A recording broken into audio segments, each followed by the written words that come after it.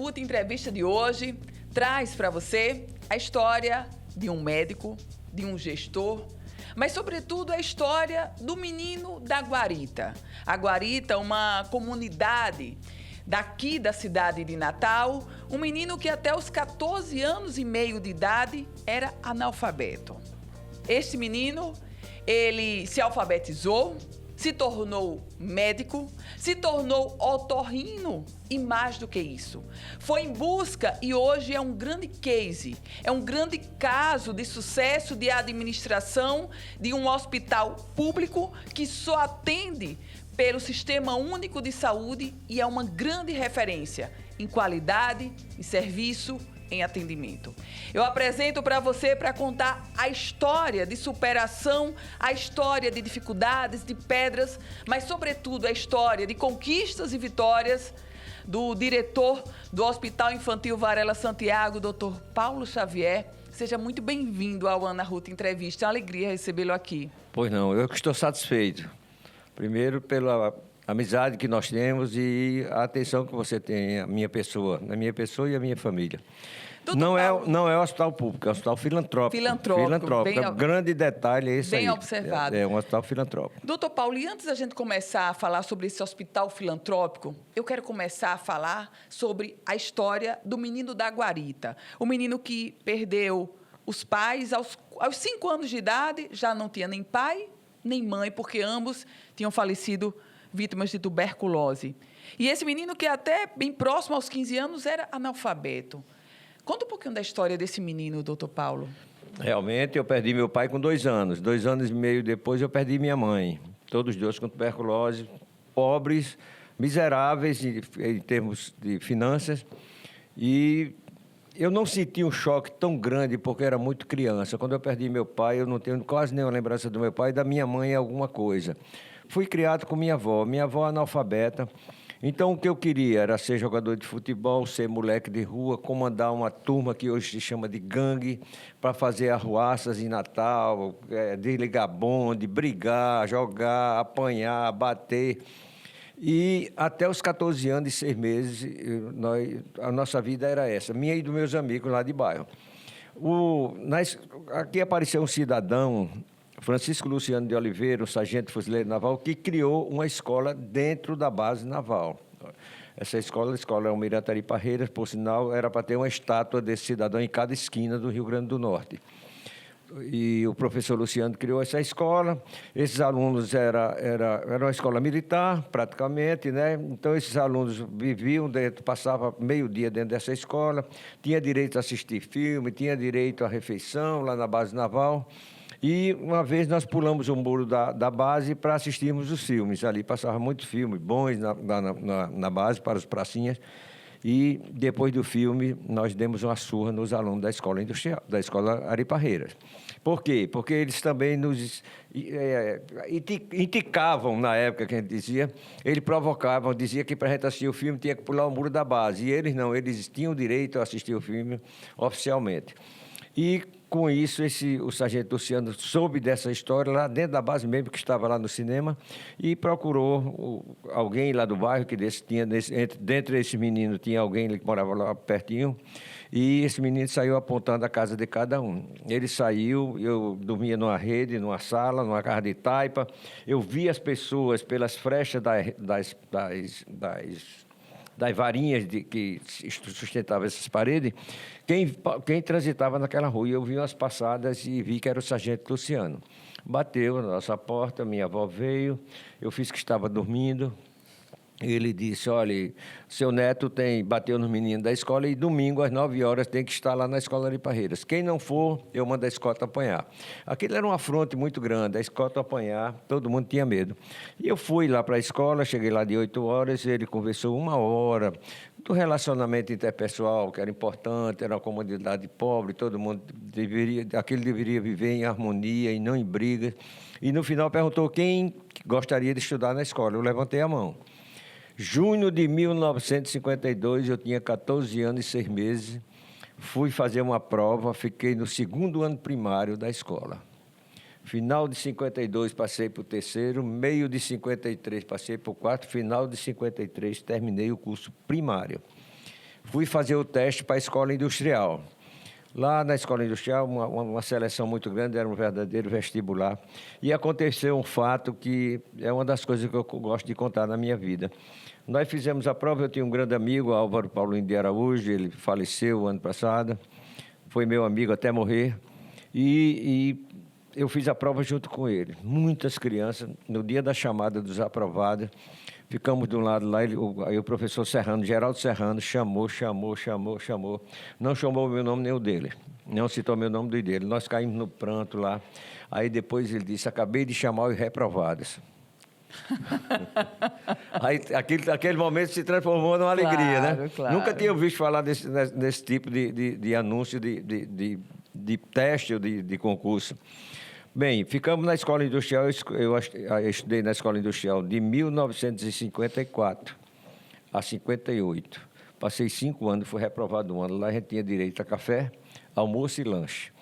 Todo era um regime militar, todo mundo fardadinho, respeitando todos os direitos de cada um. E terminei essa escola, fui para o científico, no Ateneu. Fui estudar no Padre Miguelinho. Ali uma parte do científico foi funcionário no Instituto Padre Miguelinho.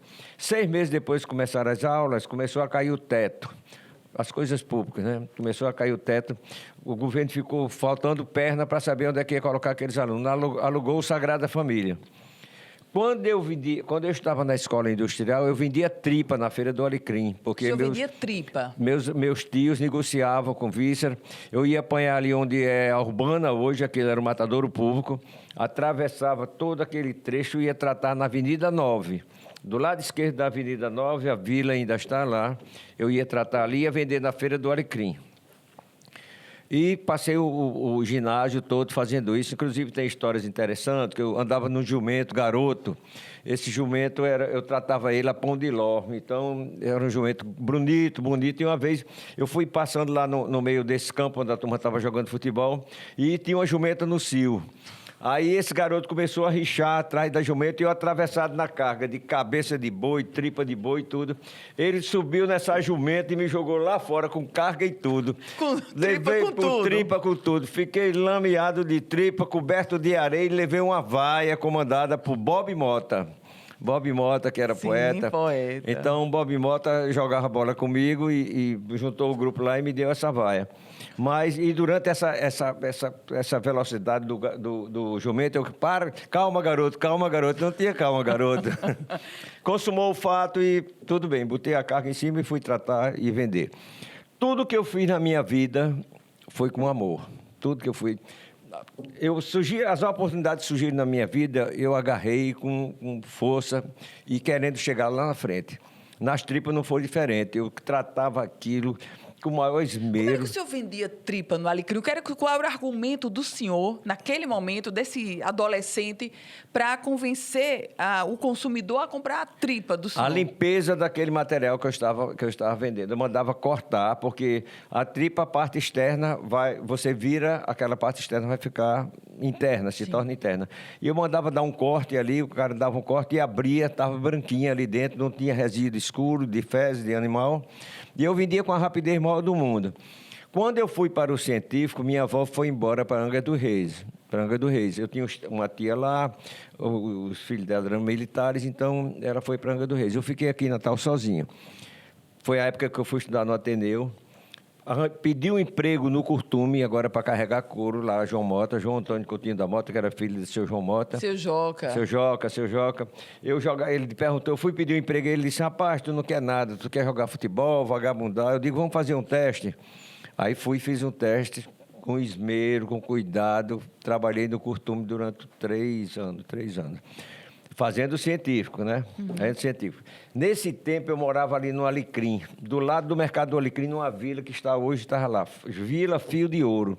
São 20 quartos com 2 banheiros. Eu acordava de madrugada para tomar banho, ia trabalhar no Curtume, chegava às 5 horas da tarde, tomava banho, não tirava o cheiro de couro de jeito nenhum. Tomava uma sopa ali do lado do Mercado do Alecrim, que tinha um pessoal que vendia sopa, e assistia minhas aulas no Sagrada Família. Doutor Paulo, desse tempo, desse adolescente que vendia tripa no Alecrim e desse jovem que depois conseguiu esse emprego no Curtume de seu Joca Mota, dessa vila de 20 quartos para 2 banheiros. E qual era o sonho desse jovem? O jovem, lá de início, o senhor me disse que o sonho dele era comandar uma gangue e ser jogador de futebol. Esse adolescente, vendedor de tripa, ele mantinha esse mesmo sonho? Não, aí já mudou. Quando eu cheguei no científico, aí eu comecei a vislumbrar algo mais na minha vida, né? Terminei o científico e em 1962, terminei o científico, continuei trabalhando no Curtume e um dia eu estou lá embalando o couro, eu já tinha sido promovido dentro do Curtume. No Curtume fui carregador de couro, embalador e periodicamente tesoureiro, porque tinha um homem que era tesoureiro lá e quando ele tirava férias eu ajudava lá na tesouraria. Aí eu já estava vislumbrando algo melhor. E no final de 52, quando eu terminei o científico, chegou esse colega Álvaro Paulo de Araújo, eu estava embalando couro, aí ele disse, Magão, vende tudo que tu tem, pede demissão que nós vamos embora para Curitiba na sexta-feira, isso foi na segunda-feira. Vendi tudo, eu tinha uma radiola que eu gostava de uma música lá. Ia fazer o quê em Curitiba, doutor Paulo? Exatamente, eu digo, vou morrer de frio lá naquela cidade, eu não tinha roupa, minha roupa toda era roupinha de manga curta. E aí eu digo, o que é que nós vamos fazer lá? Não, vamos fazer um curso. Foi incluído na grade curricular das escolas técnicas uma matéria chamada Artes Industriais. No Brasil, não tinha professores para lecionar essa matéria. Foi criado em Curitiba, na Escola Técnica do Paraná, um centro de treinamento, um centro de formação desses professores. Era um diretor americano, um diretor brasileiro, professores americanos, professores brasileiros. E eu fui para essa escola, passei um ano e pouco lá, saí como professor, registrado no Ministério da Educação como professor.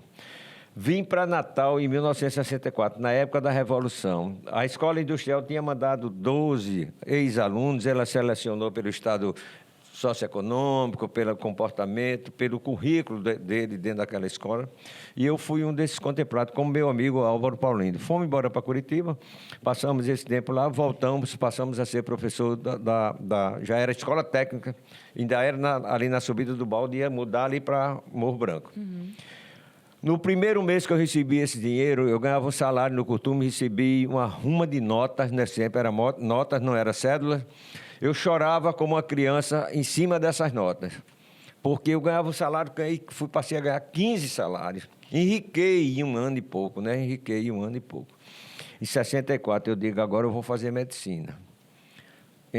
Esse desejo de medicina surgiu quando? Em que momento, doutor Paulo? Quando eu terminei o científico, eu já pensava que ia fazer vestibular de medicina, que ia lutar, porque eu tinha amigos lá do científico que já tinham passado. E por que a medicina, doutor Paulo? A medicina, porque eu vi a situação em que meus pais morreram na miséria. Até hoje a saúde nos deixa muito a desejar. Nós temos 2 saúdes no Brasil, aquela para quem pode e aquela que não tem direito a nada. Isso é evidente, você vê todos os dias. E eu digo, eu vou fazer alguma coisa por alguém, se eu me formar. Fiz vestibular em 1964, passei. Com esse dinheiro que ganhou lá do professor? Agora, fui fazer... Estava rico. Agora, morando na vila. O primeiro ano ainda morava na vila. Eu ficava ali estudando, estava uma noite, de madrugada. Eu era determinado naquilo que eu fazia. Aí passei no primeiro vestibular, pronto, agora eu vou ser médico. Entrei na faculdade de medicina, trabalhando já como professor da escola e fazendo medicina, né? Porque era um sacrifício grande, Saía da escola nas carreiras, esse meu amigo às vezes dava minhas aulas para assistir a aula ali, era no Hospital das Clínicas, lá no Onofre Lopes, hoje. Sei que terminei medicina em 1970. Fui embora para o Rio de Janeiro, fiz residência médica no Hospital dos Servidores. E quando eu voltei, eu estava montando meu consultório ali no Barão do Rio Branco, minha sala 503, ali no Barão do Rio Branco. Eu estou terminando de montar minha sala, chega um oficial da FAB. Nome Trindade, seu nome é Trindade? Sou Paulo Xavier Trindade. Doutor, o senhor vai ter que se apresentar no CATRE segunda-feira. Eu digo, puxa vida, eu sou reservista de 3ª categoria, com esse físico de jogador de dama, o que é que eu vou ser militar? Fui para lá chateado, pronto, aí tem que se vir. Nesse tempo era o Brigadeiro Breve. Aí eu digo, puxa vida, eu não tinha desejo nenhum de ser militar e eu estava começando a minha vida profissional. Mas fui, só fiz amizade dentro do CATRE. operei muita gente, oficiais, tudo que estavam para ser operado no Hospital Central, lá no Rio de Janeiro, eu operei ali. E depois me tornei amigo do brigadeiro. O brigadeiro tem uma consideração muito grande. Eu saía de lá, o expediente terminava de meio-dia e meio, 11 horas, eu pegava meu carro, vinha embora. Quando tinha qualquer coisa, ele ligava que ia mandar me buscar para ir atender um aviador que estava descendo com dor de ouvido, principalmente. E eu sei que eu passei esse tempo na FAB, fiz parte da comissão de julgamento desses alunos que vinham para cá. Eles têm muito problema ligado à otorrinolaringologia, né? De dores, de obstrução nasal, tudo. E saí da FAB, e quando eu estava na FAB, abri o concurso para a cadeira de otorrinolaringologia na Universidade Federal. Eu fiz o concurso e passei. Fiquei com essa reserva. Eu digo, eu saio da FAB e vou ser professor da universidade, que naquele tempo era uma coisa fantástica. E passei, saí da FAB, entrei na Universidade Federal como professor. Passei um bocado de tempo como professor lá, me aposentei. Foi na época que o Hospital Infantil estava passando uma dificuldade muito grande. O Hospital Varela Santiago. Varela Santiago. Vai fechar a UTI, não tem ninguém que queira dirigir, a direção meio desequilibrada. Aí eu fui chamado por Dona Nazinha Lamartine. Dona Nazinha Lamartine era uma senhora, presidente do Instituto, política. Aqueles políticos iam consultá-la durante essas campanhas, essa formação de chapa. E eu fui a uma reunião na casa dela, ela me convidou para ser um diretor. Eu digo, eu não vou, eu vou ser para mandar em tudo. Eu quero ser o diretor-geral do hospital. Tudo bem, só vou com carta branca. Tudo bem. Isso foi em julho de 1999. 1999. 2000, no dia 2 de fevereiro de 2000, eu assumi o hospital. Botei os parentes dela tudo para fora. Acabei, tinha 16 planos de saúde lá fora. O povo dizia, não, aquele lado é dos ricos. Uns apartamentos. Havia uma divisão mesmo no Varela Santiago. Uma divisão apoiada pela diretoria, que esse tempo tinha os médicos que tinham uma clínica lá dentro, particular. A gente usava toda a estrutura do hospital com essa clínica lá dentro. O senhor tirou tudo? Acabei com tudo. Acabei com plano de saúde, tudo. Eu digo, só vou... Aqui vai ser o hospital de porta única. Foi a maior coisa, uma das maiores medidas que nós tomamos dentro do Varela Santiago. Estou com 24 anos de Varela Santiago na direção.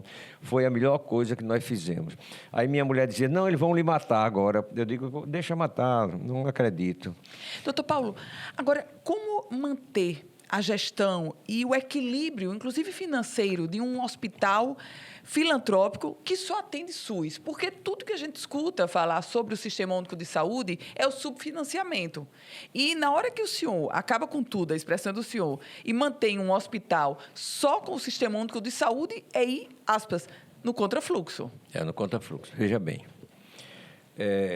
Primeiro é a seriedade. Nós começamos a trabalhar, mostrar à sociedade o que nós éramos, como é que nós trabalhávamos, e começamos a procurar apoio da população do Rio Grande do Norte.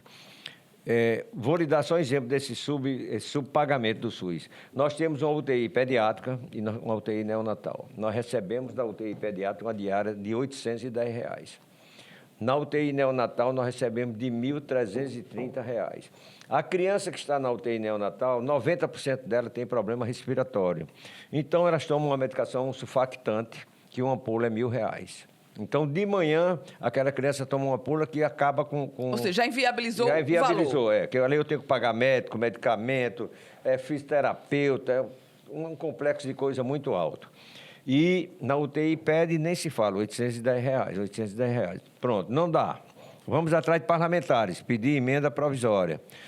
Emenda parlamentar. Uns destinam, outros não. A maioria não conhece o hospital. Não sei como é que eu vou dar dinheiro a uma instituição sem saber como é que ela funciona, né? E, com isso, nós conseguimos pagar. Nós não devemos um centavo a ninguém. Quando nós chegamos ali, tinha 156 títulos protestados no cartório do finado Jário Procópio. Eu ia lá pedir a ele que aguentasse mais uns dias. Ele me conhecia, sabia como era o meu comportamento e aguentava aquilo ali. Fomos quitamos até o último centavo desses 156 títulos protestados, que estavam lá para ser protestados. E começamos a apelar para a população. Em 2015, apareceu a Natal Cap. Eu estava na Unimed, eles foram lá, eu era o vice-presidente da Unimed, estava lá no meu birô e chegou Agnello Alves e mais um pessoal do Natalcap me procurando que queriam uma reunião para destinar uma renda que era destinada à Federação de Vôlei do Rio Grande do Norte, ao Varela Santiago. Também usar a imagem do Varela Santiago, né, que hoje é muito forte, graças a Deus é muito forte.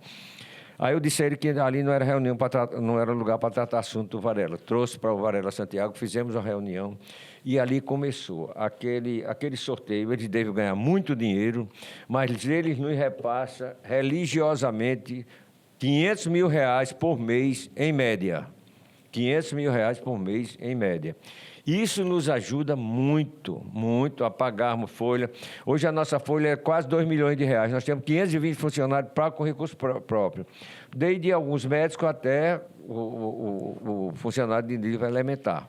Doutor Paulo, escutando e assistindo o senhor falar de toda essa trajetória, do vendedor de tripa ao diretor do Hospital Infantil Varela Santiago, do menino que até quase 15 anos de idade era analfabeto, até hoje um craque em gestão e um médico que é otorrino. Não tanto. O que foi determinante nessa trajetória, doutor Paulo? O senhor há de convir comigo que muitas pessoas tiveram o mesmo início que o senhor, mas não conseguiram rumar ou adotar essa trajetória, ou colocar o rumo ou no prumo. O que foi determinante para isso? Correção. Coragem, principalmente, coragem. E amor naquilo que eu faço. Nós temos no Varela Santiago 520 funcionários que me respeitam muito, eu quero bem a todos eles. Temos colegas médicos. Eu fiz um ciclo de amizade, inclusive com os pacientes, né? Com mãe de paciente e tudo. Eu vou para a Feira do Alecrim todo sábado, ver o lugar, comprar alguma coisa do lugar onde eu comecei minha vida. E lá dou um abraço de gente, faço foto com o outro, com o ferreiro, com tudo, porque eu comecei minha vida ali. Ali não me tira pedaço. E as pessoas querem... doutor Paulo, parabéns. Eu não faço nada além do que eu deveria fazer. Veja bem, Ana Ruth. Nós dirigimos o Maria Alice e o Varela Santiago de 2003 a 2006. Foi a afinada Vilma de Faria, era governadora do Estado. Tinha a ProSaúde, que era uma empresa que levava daqui R$700 mil todo mês, administrava Maria Alice, e ela me convidou, e eu levei uma testemunha do doutor Manel de Brito para a minha conversa com ela. Eu disse para ela, no primeiro bilhete que eu recebi seu, era o primeiro e último, porque eu não fico lá. Passamos 3 anos, criamos residência médica, porque eu só acredito na educação, né? No aprendizado, que você tem a garra, porque todo dia tem uma coisa nova. Como jornalista que você é, todo dia aparece uma novidade na sua vida que você pode usar para se qualificar cada vez mais. E eu apoio isso dentro do hospital. Quando eu cheguei lá, tinha 26 analfabetos que não sabiam escrever o nome. Eu não acreditava dentro do hospital. Eu não acreditava como era que um funcionário que lidava com drogas para limpar o chão e que não sabia ler aquilo ali. Fui para a Secretaria Estadual de Educação, falei com uma professora, que eu não lembro mais o nome dela, era secretária de Educação. Criamos uma classe. Hoje nós temos funcionários dentro do hospital que era analfabeto nessa época. Se alfabetizaram, fizeram outros cursos e trabalha lá conosco. Doutor Paulo, o senhor disse há pouco que todo sábado vai para a Feira do Alecrim. Quando o senhor chega na Feira do Alecrim, o local que o senhor frequentou há muito tempo e em uma outra condição, qual é o primeiro fato que lhe vem à memória? Qual é a primeira lembrança? O senhor chega na Feira do Alecrim, aquele dia mais saudosista. Qual é a primeira memória, doutor Paulo? Eu sou uma pessoa muito sentimental. Tem coisas na feira que me arrepia, sabe? Certos contatos com pessoas lá que me arrepiam. Agora mais não, mas na feira eu ainda encontrava 2, 3 amigos da guarita, da minha época. Essas criaturas em situação difícil. Eu procurava ajudar essas pessoas. Uns que ele sempre foi orgulhoso, tem um deles que era muito orgulhoso quando era criança. E eu tinha medo de abordá-lo para oferecer alguma ajuda. Mas eu sinto uma sensação de tristeza por não ver aqueles meus amigos de infância estarem, como eu, comprando na feira. Outra, eu tenho um grupo de mais 3 amigos, que nós saímos toda sexta-feira para tomarmos um uísque e almoçarmos. Vamos para o bar de Zé Reeira, ali do lado da escola técnica. Quando eu vou para ali, eu choro, porque vejo as janelas da escola que eu estudei, ainda estão lá intactas, que eu era um biscateiro da escola industrial, fazia material, tabuleiro para vender confeito. Eu me lembro da confeitaria Mirim, eu fiz vários tabuleiros para angariar mais uma coisa para ajudar na minha vida, para ajudar na minha vida. E eu tenho pena das pessoas que tiveram pai, mãe e abandonaram o estudo, porque só tem um caminho para você vencer na sua vida, estudando. O senhor hoje é médico, é diretor do Hospital Infantil Varela Santiago. O senhor já foi professor da Universidade Federal, é professor aposentado. E quando o senhor lembra da sua história, da sua trajetória, dos seus pais que morreram, vítimas de tuberculose, o que é que essa imagem do seu pai e da sua mãe, onde essa imagem resplandece no médico e no gestor de hoje? A disparidade na nossa saúde. Eu disse inicialmente aqui que nós temos 2 saúdes. Saúde para quem pode e saúde para quem não pode. Veja bem, eu tenho 86 anos, completei agora. Hoje eu tenho a mesma saúde que eu tinha quando meus pais morreram com tuberculose.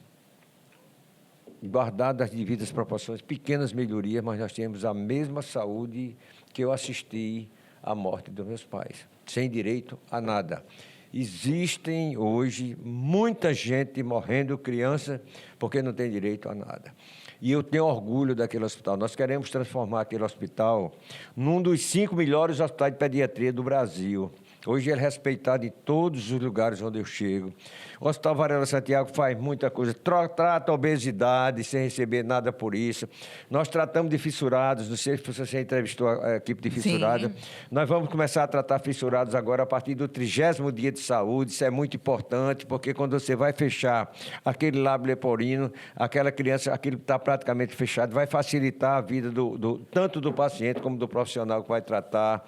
Nós temos essas UTIs. Tem o núcleo de autismo que vai inaugurar agora. Pensamos em tratarmos autistas, 200 crianças que elas não têm direito. Há nos seus particulares, mas nós não temos nada público para tratar autista no Rio Grande do Norte. Temos um faz de conta, porque nós viajamos, já conheci outras clínicas em São Paulo, e a criança lá trata 40 horas semanais.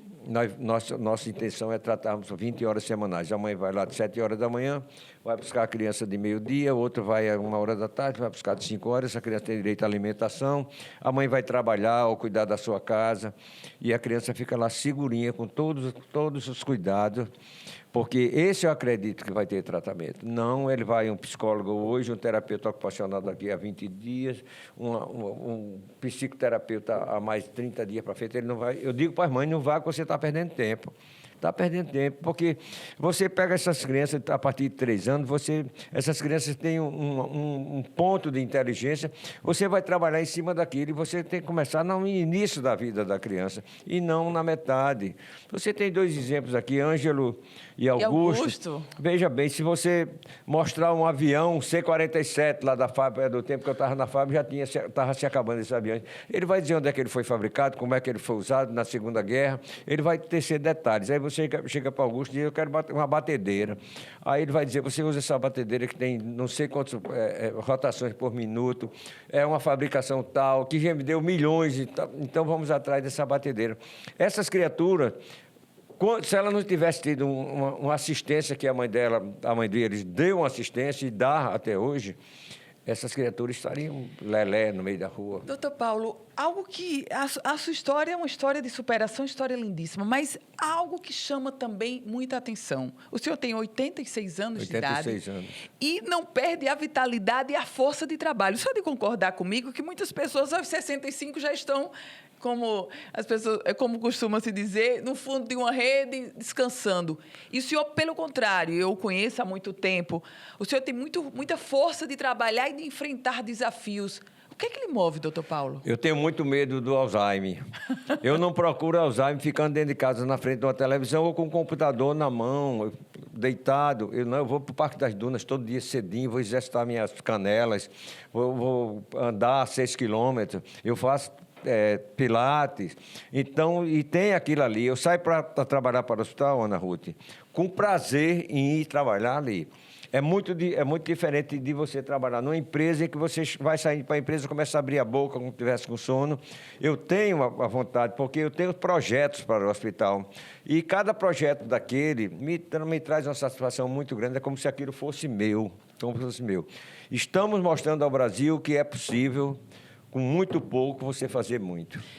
Doutor Paulo Xavier, o senhor mostra para o Brasil que é possível, com muito pouco, fazer muito no Hospital Infantil Varela Santiago. E aqui no Ana Ruth Entrevista, o senhor mostra como o menino que sonhava em ser jogador de futebol, líder de uma gangue, até quase os 15 anos de idade era analfabeto, se transformou em um médico, em um gestor, em um empreendedor e dando uma lição a maior de todas, de muita superação.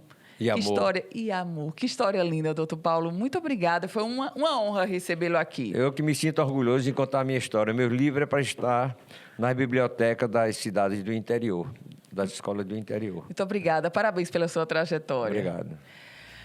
Esse foi o Ana Ruth Entrevista, mais um episódio, e a gente vai se encontrar trazendo sempre histórias, testemunhos, inspirações para você e mostrando como a gente pode trazer ou fazer da nossa vida uma nova história. Até o próximo podcast, Ana Ruth Entrevista.